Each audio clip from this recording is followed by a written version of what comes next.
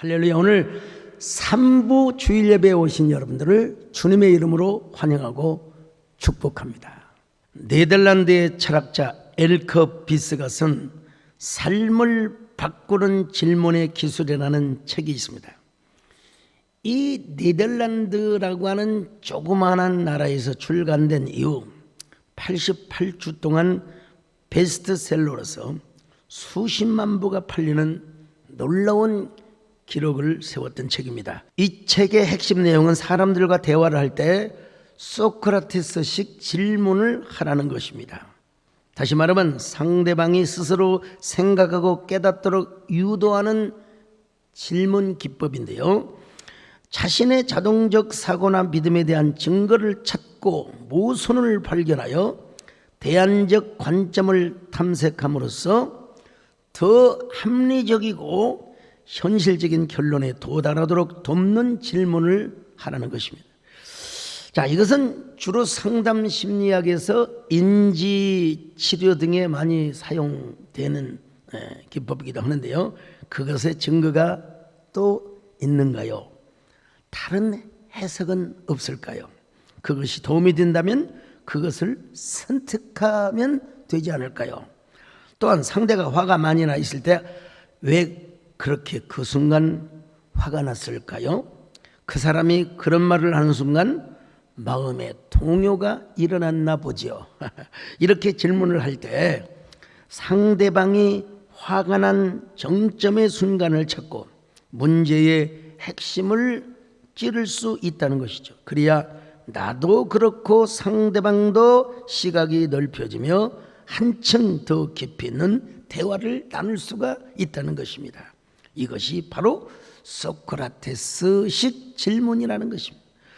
왜 상대방이 화가 났는지, 상대방의 슬픔이 무엇인지, 무엇 때문에 스스로 짜증을 냈는지 스스로 계속 질문을 이어갈 때 상대방이 몰랐던 자신의 의견, 속마음 등을 깨닫게 된다는 것입니다. 그러면서 질문을 할 때 세 가지를 버리고 질문을 해야 한다는 것입니다. 상대방을 이기려는 생각을 버려야 된다는 거예요.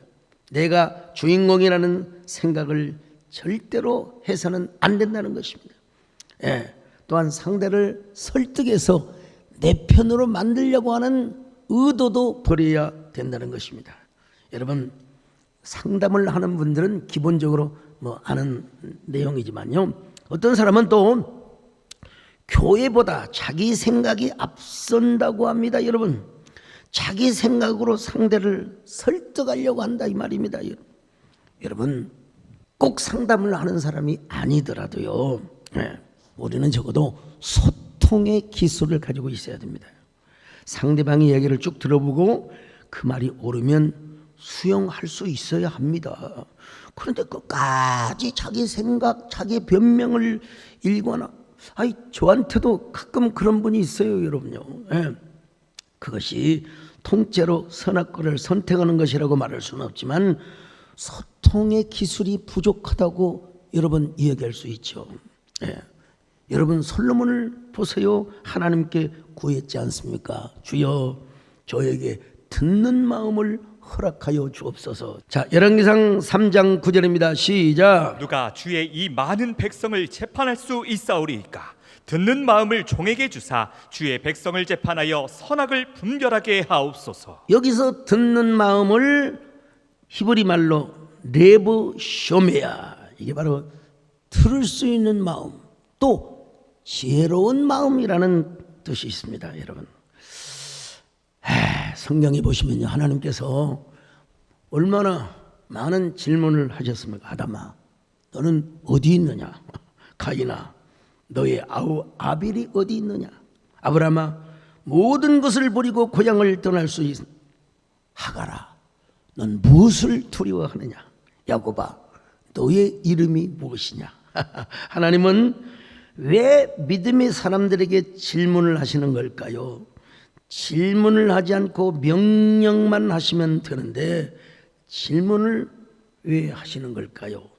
이유는 질문 속에 답이 있기 때문에 그렇습니다. 여러분, 오늘 본문에서도 보시면 모세에게 찾아오셔서 하나님이 질문을 하십니다. 내가 선 곳은 거룩한 땅이니 내 발에서 신을 벗어라. 그리고 나서 모세에게 물어보셔요. 내 손에 무엇이 있느냐? 너는 내 손에 무엇을 가지고 있느냐?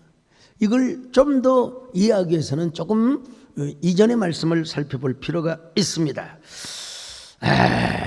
모세가 호렙산 자락에서 양머리를 치고 있을 때 하나님이 모세를 찾아오셨습니다. 자, 출애굽기 3장 4절 5절입니다. 시작. 여호와께서 그가 보려고 돌이켜 오는 것을 보신지라 하나님이 떨기나무 가운데서 그를 불러 이르시되 모세야 모세야 하시매 그가 이르되 내가 여기 있나이다. 하나님이 이르시되 이리로 가까이 오지 말라. 내가 선 곳은 거룩한 땅이니 내 발에서 신을 벗으라. 여러분, 내 발에서 신을 벗으라는 무슨 말입니까? 여러분, 몇 가지로 설명할 수 있는데 고대근동에서 신발을 벗는 행위는 존경과 상대방을 향한 존경과 겸손의 뜻이었습니다. 그러니까 모세는 타오르는 떨기나무 가운데 임재하신 하나님 앞에서 자신의 낮아짐과 경외심을 표현해야 한 것입니다. 또한 신발을 벗음으로써 하나님 앞에 속한 것과 거룩한 것을 구별하는 의미가 있어요. 그래서 그는 세상에 속된 것을 벗어버리고 온전히 저는 하나님께 속하여 살겠습니다. 여러분, 이런 의미로 바로 신발을 벗었어요. 그뿐입니까?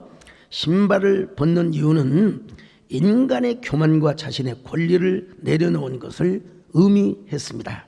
따라서 모세가 신발을 벗는 것은 하나님 앞에서 자신의 주장과 자격을 내려놓고 순종하는 자세를 의미하는 것입니다. 한마디로 하나님께서는 모세의 인생을 더 아름답게 사용하시기 위해서 순종을 하게 하신 것입니다. 그러므로 여러분도 영혼의 신발을 잘 벗을 수 있기를 바랍니다. 언제나 하나님의 임재를 느낄 때 하나님을 경외하는 마음으로 나 자신의 교만과 권리를 내려놓는 마음으로 영혼의 신발을 벗으시기를 바랍니다. 그리고 무릎을 꿇고 하나님께 기도하시기를 바랍니다.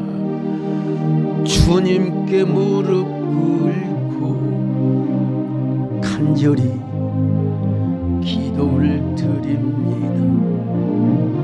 겸손히 엎드려서 경배를 드립니다. 왕이신 주의 손이 전능한 여호와여 엎드려 성축합니다. 주께 찬양 드립니다. 주께 찬양 드립니다.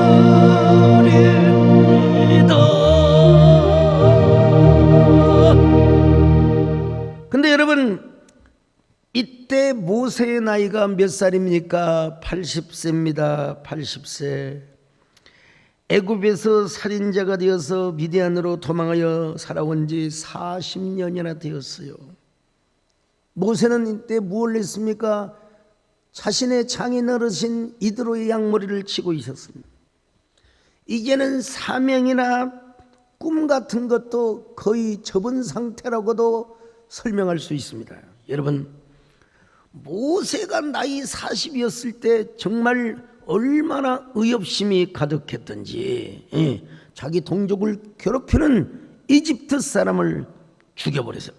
그러나 지금 모세는 그런 혈기가 다 사라졌습니다. 이제는 자신의 사명과 꿈도 접은 지 오래입니다. 그런 그에게 하나님이 찾아오셔서 애굽으로부터 이스라엘 백성들을 구원하기 위하여 너를 저 이집트로 보내겠다고 하나님께서 명령하셔서 모세스 let my people go, let my people go, 내 백성으로 이집트에서 구출하게 하라. 자, 출애굽기 3장 10절입니다. 시작. 이제 내가 너를 바로에게 보내어 너에게 내 백성 이스라엘 자손을 애굽에서 인도하여 내게 하리라. 자, 그때 모세가 뭐라고 말한 줄 아십니까? 하나님, 그 일은 저의 일이 아닙니다. 저는 그런 자격이 전혀 없습니다. 옛날 한때는 그럴 가능성이 있었다고 스스로 대단한 존재라고 생각했지만 지금은 아닙니다. 저는 그저 평범한 늙은 목자일 뿐입니다. 짐승과 함께 뒹굴면서 오직 좋은 목초지를 찾는 그런 평범한 늙은 목자에 불과합니다. 저더러 내 민족을 구원하라 하라뇨. 아이고, 하나님 절대 아닙니다. 저는 할 수가 없습니다. 자, 출애굽기 3장 11절입니다. 시작. 모세가 하나님께 아뢰되 내가 누구이기에 바로에게 가며 이스라엘 자손을 애굽에서 인도하여 내리이까. 출애굽기 4장 1절 같이 봅니다. 시작. 모세가 대답하여 이르되 그러나 그들이 나를 믿지 아니하며 내 말을 듣지 아니하고 이르기를 여호와께서 내게 나타나지 아니하셨다 하리이다. 여러분, 그러자 하나님께서 모세에게 물어보시는 것이 있어요. 모세야, 내 손에 있는 것이 무엇이냐? 자, 출애굽기 4장 2절입니다. 시작. 여호와께서 그에게 이르시되 내 손에 있는 것이 무엇이냐? 그가 이르되 지팡이니이다. 여러분, 모세의 손에는 무엇밖에 없느냐? 양무리를 이끌기 위한 하나의 지팡이밖에 없어요. 지팡이. 네. 그 지팡이가 뭐 대단한 것도 아닙니다. 목자들이 들고 다니는 아주 평범하고 아주 흔하디 흔한 지팡이였습니다. 일종의 뭐 막대기 같은 것이죠. 지금도 이스탄불에 가면은 토카프라고 하는 궁전에 모세의 지팡이가 전시되어 있습니다. 이게 얼마나 진짜인지 가짜인지 잘 모르겠지만 하여간 적어도 모세 시대의 목자들의 지팡이라는 것은 여러분 거의 사실일 겁니다. 어쨌든 하나님께서는 모세에게 내 손에 든 것이 무엇이냐고 물으셨습니다. 모세가 지팡이라고 말씀을 드리자 하나님께서는 그 지팡이를 들고 가라는 것입니다. 그렇지만 모세는 하나님 앞에 자신이 없었어요. 이 지팡이를 가지고 뭘 하겠습니까? 하나님, 양이나 치지 이 지팡이 가지고 뭘 하겠습니까? 그러자 하나님께서 지팡이를 한번 던져봐라. 예. 그랬더니 세상에 그 지팡이가 뱀이 된 거요. 자, 출애굽기 4장 3절입니다. 시작. 여호와께서 이르시되 그것을 땅에 던지라 하시매 곧 땅에 던지니 그것이 뱀이 된지라. 여러분, 뱀이 됐어요. 그 모세는 뱀을 피해버렸죠. 뱀 보고 좋아할 사람이 누가 있겠습니까, 여러분? 그때 하나님께서 모세야, 뱀의 꼬리를 잡아라. 뱀의 꼬리를 잡는다는 게 얼마나 위험한 줄 아십니까? 꼬리를 잘못 잡았다가 여러분 뱀에게 물려버릴 수가 있어요. 예, 그러나 하나님의 말씀대로 뱀의 꼬리를 잡으니까 여러분 이제 지팡이가 또 된 겁니다. 여러분, 왜 이런 이적을 보여주셨을까요? 뱀은 당시 애굽의 상징입니다. 애굽 왕의 왕관 속에는 뱀이 그려져 있습니다. 여러분, 조선시대에는 임금이 입는 골룡표에 뭐가 새겨져 있습니까? 용이 새겨져 있어요.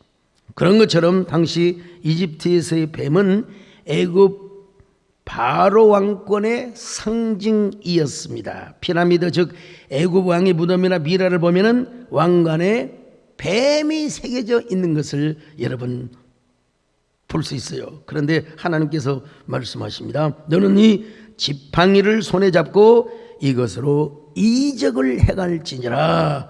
자, 출애굽기 4장 17절입니다. 시작. 너는 이 지팡이를 손에 잡고 이것으로 이적을 행할지니라. 그때부터 이 지팡이를 통해서 하나님은 기적이 일어나게 하셨습니다. 여러분, 이 지팡이를 가지고 나일 강물을 향하게 하자 나일강의 모든 물이 피로 변해버렸어요. 나일강은 이집트의 생명의 첫 줄이요, 그리고 왜냐하면 비가 안 와도 나일 강물은 흐르니까 얼마든지 농사를 지을 수가 있거든요. 당시 애굽 사람들은 하피신과 크놈신이 나일강을 관장한다고 생각했어요. 그런데 지팡이로 나일강물을 치니까 나일강 전체가 피로 변해버리고 말았습니다, 여러분. 그러니 그 나일강물을 어떻게 먹고 살 수가 있겠습니까? 그래서 하나님은 이 지팡이를 가지고 애굽의 열재앙을 일으키도록 하셨지 않습니까? 그리고 출애굽을 한 이후에 이 지팡이로 홍해를 갈랐습니다. 여러분, 이거 쉽게 넘어갈 이야기가 아닙니다. 그뿐입니까? 반석에서 물이 나오게 하고 온갖 기사와 표적을 행하는 원더풀한 도구가 되게 하여 주셨습니다. 미국에서 아주 유명한 목사님이 계시는데 바로 찰스 스윈들 목사님이 계십니다. 그분이 쓴 모세라는 책이 있는데 이게 우리나라의 생명의 말씀사에서 번역이 됐어요. 그 책에서 스윈들 목사님은 모세의 나이 120년을 3등분으로 여러분 구분을 합니다. 첫째, 40년은 somebody로 살았다는 거예요. somebody라는 말은 누군가라는 뜻도 있지만 아주 대단한 존재라는 뜻도 있습니다. He became somebody in the business world. 그는 사업계에서 아주 중요한 인물이 되었다. 이 somebody가 여러분요, 대단한 존재. 그러니까 40년 동안 궁궐에서 대단한 존재로 살았어요. 모르긴 몰라도 바로의 궁에서 성장하면서 40년 동안 애굽의 모든 학문을 다 공부했을 거예요. 당시 애굽은 나일강 범람 후 농지 측량을 하기 위해 기하학, 천문학, 수학, 지질학, 건축학 등이다 여러분 발전이 됐습니다. 이런 학문을 배웠으니까 모세는 여러분 아주 지혜가 있었고 재능과 언어의 능력이 있었던 사람이에요.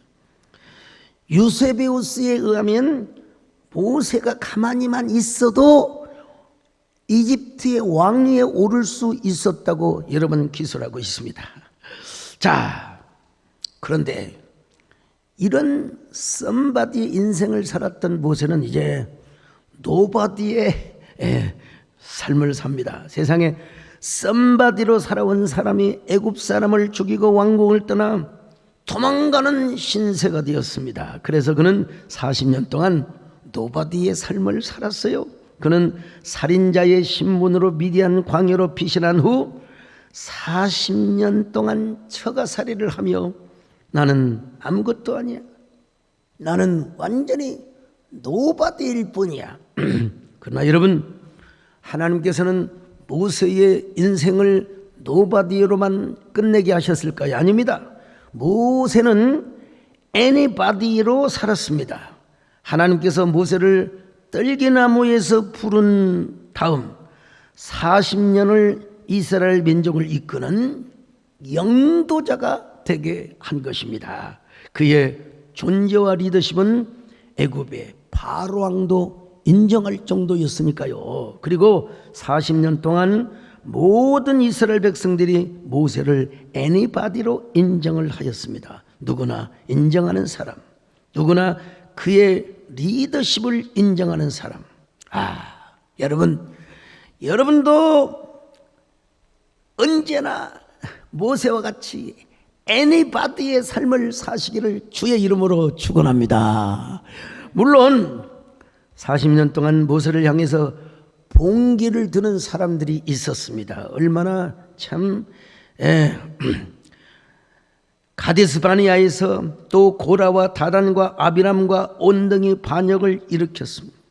그러나 반역을 이끈 사람들은 하나님이 다 처단을 해버리고 말았습니다. 여러분, 얼마나 위대한 반전입니까? 하나님께서도 모세를 인정하시는데 왜 모세에게 봉기를 드느냐는 말이요. 그러니까 하나님께서 처단을 해버린 것이죠. 저 자신을 돌아봐도 한동안 노바디의 삶을 산 것 같습니다. 그런데 어느 순간부터 하나님께서 anybody가 되게 해주시더라고요. 여러분도 이런 anybody의 삶을 사시기를 바랍니다. 하나님께 인정을 받으시기를 바랍니다. 사람들에게도 인정을 받으시기 바랍니다. 여러분을 축복하는 자에게는 하나님의 복을 주시고, 여러분을 저주하는 자에게는 하나님의 저주가 내리는 언제나 anybody의 존재로 살아가시기를 축원합니다. 너는 내 아들이라, 오늘날 내가 너를 낳았도다. 너는 내 아들이라, 나의 사랑하는 내 아들이라, 나의 사랑하는 내 아들이라. 자, 그런데 이 찰스 스윈들 목사님에 의하면 모세가 광야에서 4가지 박사학위를 받았대요. 첫째는 뭐냐? 무명의 박사학위요. 애굽에서는 모든 사람들로부터 주목을 받는 데 익수가 있습니다. 그런데 미디안 광야에서는 아무도 그를 알아주는 사람이 없었어요. 사막의 들짐승과 양떼가 그의 유일한 친구였습니다. 그러니 모세는 40년 동안 낮아지는 삶을 살 수밖에 없었어요. 한마디로 무명의 사람으로 살아갔다는 것입니다. 그것도 몇 년을? 40년 동안 말입니다. 무명 박사라. 그는 기다림의 박사학위도 받았대요. 모세는 광야에서 40년 동안 기다리는 것을 배웠습니다. 성급하게 하면 되는 일이 없다는 사실도 깨달았습니다. 그래서 하나님은 광야에서 기다림의 미학을 배울 수 있게 여러분 기다림의 박사학위를 받게 하였다는 것입니다. 하나님, 제 인생은 이렇게 끝나는 것입니까? 아직도 저는 하나님을 기다려야 된단 말입니까, 여러분? 기다려도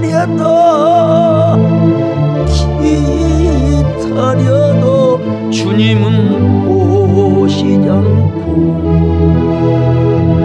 양떼 소리, 바람 소리에 눈물 흘렸네. 모세의 심정이 그랬을 거예요. 그뿐입니까? 그는 고독 박사학위를 받았습니다. 모세는 광야에서 침묵의 고요와 고독의 깊이를 배웠습니다. 분주함이 아닌 묵상의 능력을 배웠고, 광야는 이것을 가르치는 은혜의 보고요 혼자 있는 시간을 통해서 고독의 박사학위를 받게 한 것이란 말이죠. 그뿐입니까? 그는 불편 박사학위를 받았대요. 광야의 거친 환경은 영적으로나 육적으로나 모세를 다 연단시키는 시공간이 되었습니다. 만약 광야에서 40년간 불편 박사학위를 받지 않았다면 모세는 이후 광야에서 40년을 견디지 못했을 것입니다. 40년 동안 주님만이 내 소망이 되시고 주님만이 내 생명의 능력이 되신다는 사실을 깨달았습니다.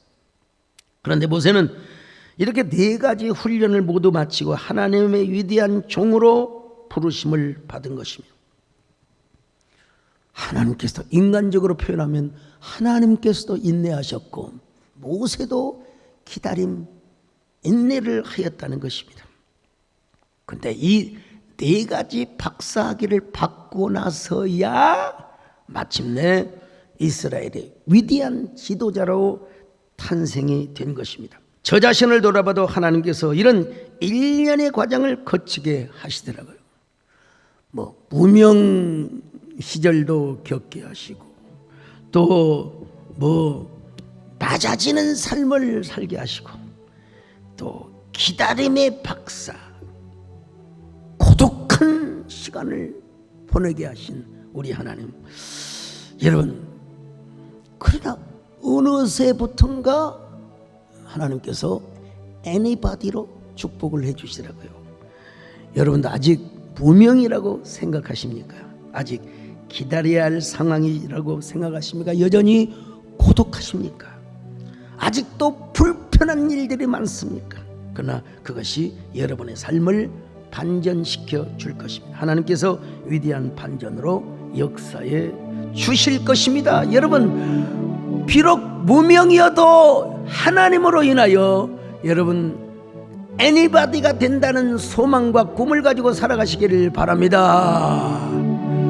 무명이어도 공허하지 않는 것은 예수 안에 난 만족합니다.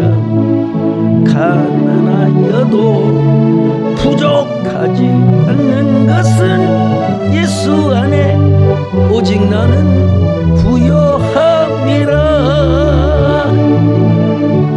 고난 중에도 견뎌낼 수 있는 것은 주의 계획 믿기 때문이라. 이렇게 가는데요. 여러분, 첼로 연주자였던 토스카니니가 있었어요. 근시라는 시력 때문에 여러분 악보를 볼 수가 없어요. 그래서 토스카니니는 다른 사람이 연습하는 소리를 듣고 악보를 겨우 확인하며 악보를 통째로 다 외워버렸어요. 다른 사람들은 적당히 연습을 하고 잠을 자던 때에 토스카니니는 악보를 밤새 외우며 더 열심히 노력을 다했습니다. 그래서 위대한 첼로 연주자가 되었는데, 어느 날 그가 속해 있던 악단의 지휘자가 여러분 과로로 쓰러졌습니다. 단원들이 모여서 회의를 했습니다. 회의의 결과는 악보를 다 외우고 이해하고 있는 토스카니니를 그날의 지휘자로 세우게 한 것입니다. 그것이 계기가 되어서 토스카니니는 세계적인 지휘자로 출발을 하게 되었다고 합니다. 토스카니니에게는 눈이 나쁜 것이 오히려 기회가 된 것이죠.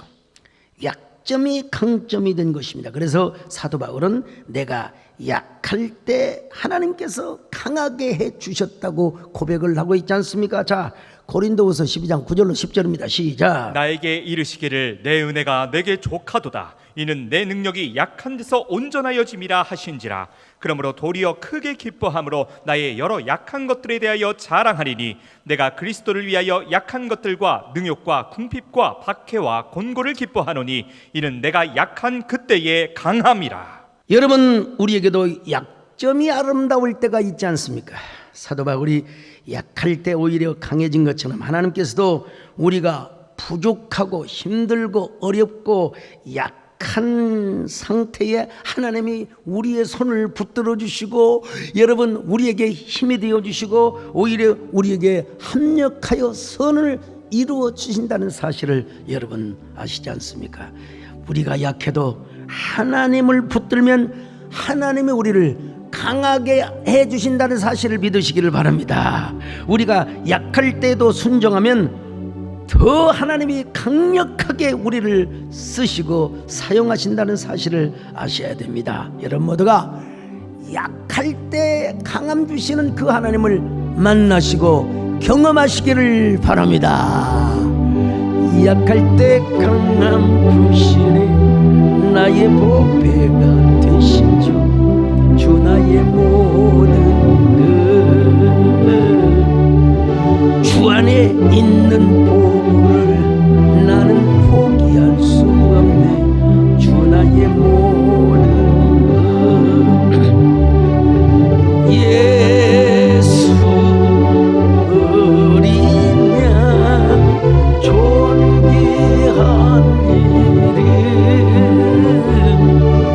예수 어린 양 존귀한 이름. 작년인가 작고하신 미국의 지미 카터 대통령이 있습니다. 그는 임기 말년에 이란의 인질로 잡힌 대사관 직원들을 구하기 위하여 미 특공대를 투입했지만 헬기가 추락하면서 구출 작전은 실패해버리고 말았습니다. 전 세계 사람들로부터 특히 미국 국민으로부터 비난을 본물처럼 받았습니다. 설상가상으로 일본의 경제가 헐개를 띠면서 미국 경제는 위축되고 미국 시민들 사이에서는 불안감이 고조가 되었습니다. 그래서 가장 인기 없는 대통령으로 추락을 합니다. 그래서 어쩔 수 없이 레이건 대통령에게 자리를 넘겨주며 백악관을 떠나야만 했습니다. 어느 날 백악관을 떠나서 실패자로 오명을 씻을 수 없는 그때 하나님의 음성이 아주 조용하게 그러나 또렷하게 들렸습니다. 카터야, 사람들은 너를 버렸어도 나는 너를 버리지 않는다. 너는 내가 여전히 귀한 존재로 여기고 있어. 넌 나의 여전하고도 귀한 존재야. 그렇지만 카터 대통령은 손에 잡은 것이 하나도 없습니다. 모세는 지팡이라도 있었지만 자신은 지팡이도 없었어요. 그러나 가만히 생각해 보니까 그가 잘하는 것이 하나 딱 있었어요. 목공일을 하는 거예요. 그래서 하나님께 감동을 받고 예수 그리스도 안에서 예수 그리스도 이름으로 가난한 사람들에게 집을 지어주는 헤비타트 운동을 시작합니다. 그 이후 그는 카터 재단을 세우고 고통과 분쟁이 있는 지역을 열심히 찾아다니며 해결사 역할을 했습니다. 그는 대통령 퇴임 후 대통령이 갖는 일반적인 안락한 노후 생활을 거절하고 자기 인생 속에 찾아오신 하나님과 함께 헤비타트 운동을 펼치며 세계 평화운동, 화해운동을 펼쳤어요. 물론 여러분 그가 건강이 있는 한 주일학교 교사도 했어요. 그래서 그가 여러분 노벨 평화상을 받은 것 아니겠습니까? 노벨 평화상. 하나님께서 우리에게도 종종 물으실 때가 있습니다. 내 손에 든 것이 무엇이냐? 네가 가진 것을 통하여 나는 너를 사용한다. 여러분은 뭘 갖고 계십니까? 여러분의 손에 뭘 가지고 있습니까? 여러분의 손에 든 지팡이는 과연 무엇입니까? 한국교회사의 유명한 성경학자였던 고 박윤선 박사님이 계셨어요. 그는 학자이면서도 기도의 사람과 골방의 사람이었습니다. 그는 학적이면서도 기도하는 사람이었기 때문에 그의 학문과 영감으로 한국 최초로 신구약 전권 주석서를 쓰신 분입니다.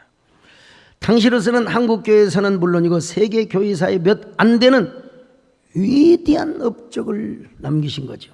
요즘이야 여러 주석들이 많이 나왔습니다만은 그때 당시로서는 진짜 불멸의 궤적을 남긴 주석서였습니다. 옛날 우리 선대 목사님들은 누구나 박윤선 박사님의 주석을 보고 설교를 여러분 다 짰습니다. 그런데 그는 학자이면서도 기도의 사람이었어요. 일제강점기 숭실 전문을 다닐 때부터 그는 산기도와 골방기도를 많이 하셨습니다. 특히 그는 1941년부터 44년까지 만주에 있을 때 새벽마다 사명을 위하여 기도하였다고 합니다. 주여 해방이 올 줄로 믿습니다. 해방이 되면 조국의 해방이 다가오면 하나님께서 자신을 써달라고 눈물로 간구했다는 거예요. 당시에는 여러 기독교 학교가 자진 폐교를 하고 평양신학을 비롯해서 다 여러분 문을 닫았습니다. 여러분 신사참배를 거부하기 위해서 하나님이 박윤선 목사님에게 물어보셨대요. 너에게는 무엇이 있느냐? 내 손에는 무엇이 들려 있느냐? 그때 박윤선 박사님 이렇게 대답했대요. 저에게는 기도와 골방이 전부입니다. 기도와 골방이 전부입니다. 그러던 그가 해방이 된 후 부산 고려신학교 교수로 15년 봉직을 하셨습니다. 이때 얼마나 산기도와 그리고 골방기도를 많이 했는지 모르는데요. 물론 나중에 총신대 교수를 하셨습니다만 그는 학자이면서도 엄청난 영적인 깊은 체험을 하셨습니다. 그래서 그는 주석 집필을 시작하게 되었다는 것 아니겠습니까? 하나님의 지팡이를 붙들고 기도할 때 놀라운 능력의 역사가 나타났다는 것입니다. 한 번은 그분이 아침 조간신문을 볼 때 일면에 해괴망측한 기사를 보신 거예요. 그 기사를 보고 신문을 접어둔 채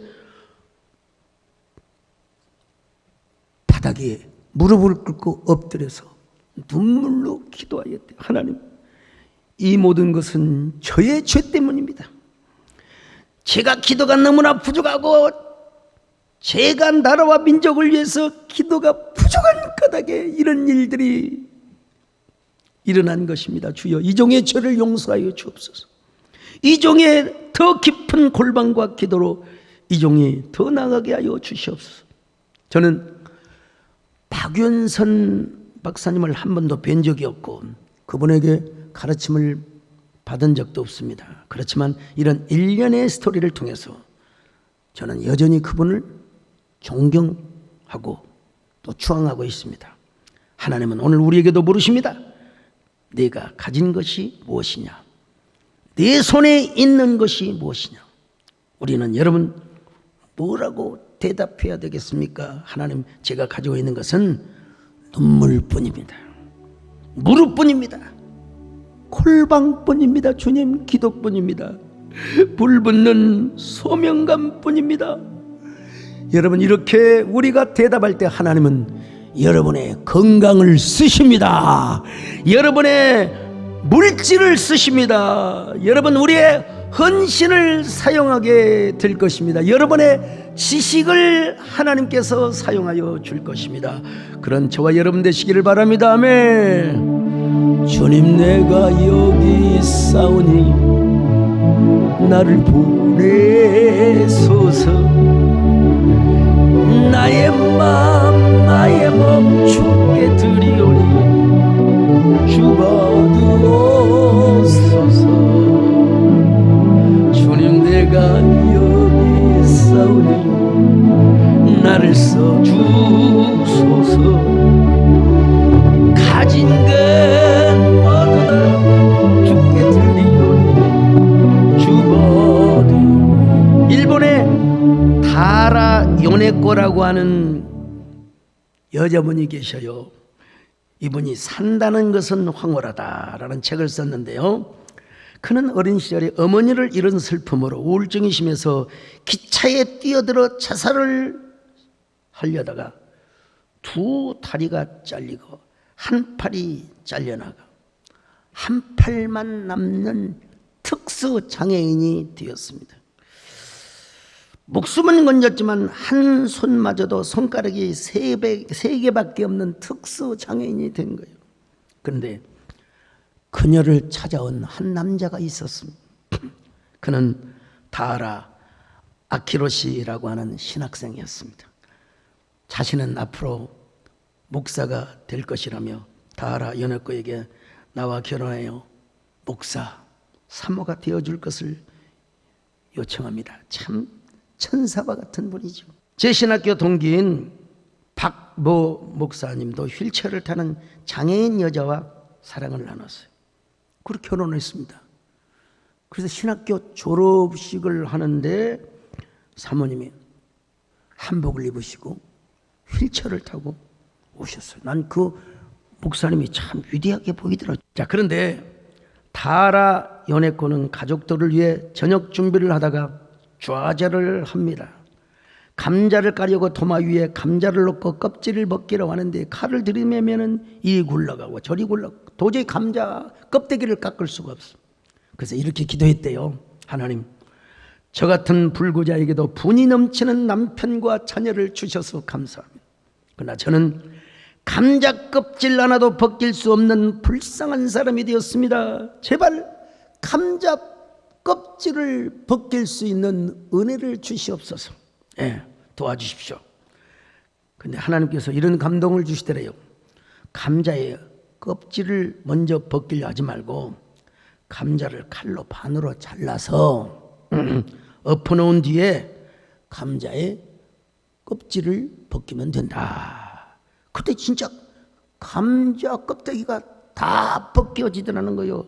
그는 이렇게 얻은 승리감에 충만한 기쁨을 느꼈고 진정한 감사를 드렸대요. 자기 생각을 버리고 주님을 붙들 때 산다는 것이 너무나 황홀하다는 것을 고백합니다. 그는 여러분 이렇게 표현합니다. 산다는 것은 황홀하다. 산다는 것은 황홀하다. 예. 더구나 예수님 안에서 성령의 감동을 받고 살아가는 것은 너무나 황홀하고 신묘막측하다. 여러분, 우리는 두 손과 두 팔이 멀쩡히 있지 않습니까? 두 눈을 똑바로 뜨고 여러분 이 자리에 오시지 않았습니까? 오늘 여러분에게는 무엇이 있습니까? 정말로 기도의 골방이 있는 것입니까? 순종과 헌신의 지팡이가 있는 것입니까? 그러면 하나님은 여러분의 기도를 써주실 것입니다. 여러분의 골방을 써주십니다.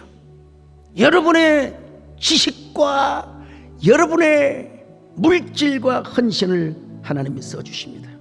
그렇게 쓰임받아서 여러분 모두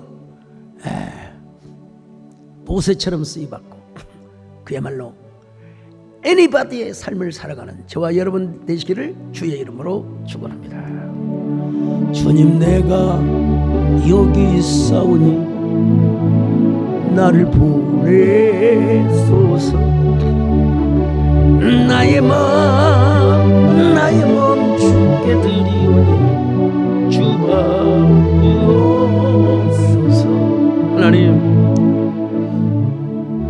모세야, 네 손에 있는 것이 무엇이냐 물어보신 하나님, 우리도 주님 앞에 그런 질문을 받을 때 우리의 골방을 자랑하게 하시고 기도를 자랑하게 하시고 약함을 자랑하게 하시고 또 하나님 앞에 쓰임받기를 원하는 그 간절한 마음, 불붙는 소명감을 자랑하는 저희들 되게 하여 주시옵소서. 예수님의 이름으로 기도하옵나이다.